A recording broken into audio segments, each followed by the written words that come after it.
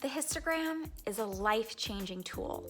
It's kind of like having a critique partner at your fingertips at all times. To find the histogram in Photoshop, go to Window at the very top, scroll down, and you'll see Histogram. Click it so that the check mark box is visible. And now when you go into Photoshop, the histogram window will be there for you.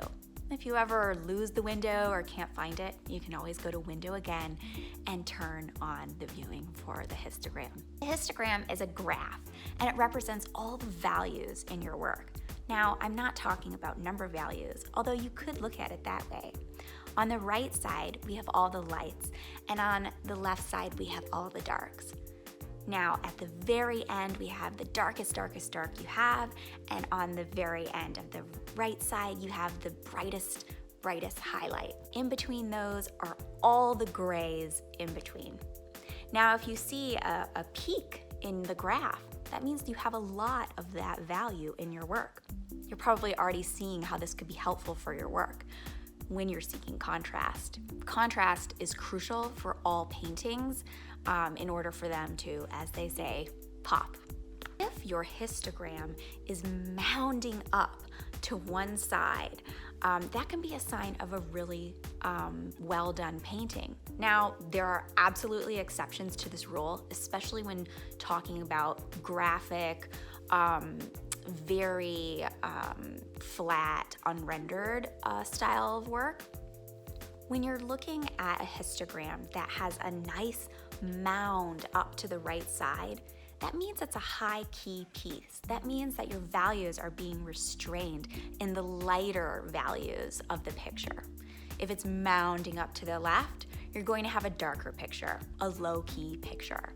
And this is great for looking at your intentions and making sure you're meeting it. For example, if you're drawing a really light and happy picture that you want to be high-key, but most of your values are in the middle or on the left side, that shows you that you're working your values a little bit too dark.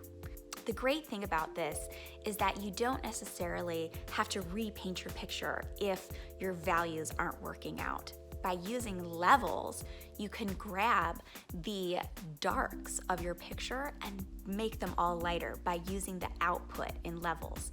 Same thing for the very brightest highlights. You can tap down your brightest highlights using the output on the right side. We don't often utilize the output as much as we could. Most beginning illustrators that I see are using just the levels up top. A problem that all artists run into is having a muddy picture, right? Having a picture that has low contrast, things, you can't tell what's in the foreground, what's in the background, everything's kind of blending together. And you're going to be able to spot this really easily in your work if all your values are in the middle. Sometimes when I analyze my pictures and I'm trying to figure out how I can increase the contrast just a nudge more, I'll look at my histogram, and oftentimes I realize that I haven't even utilized the darkest darks and the brightest brights.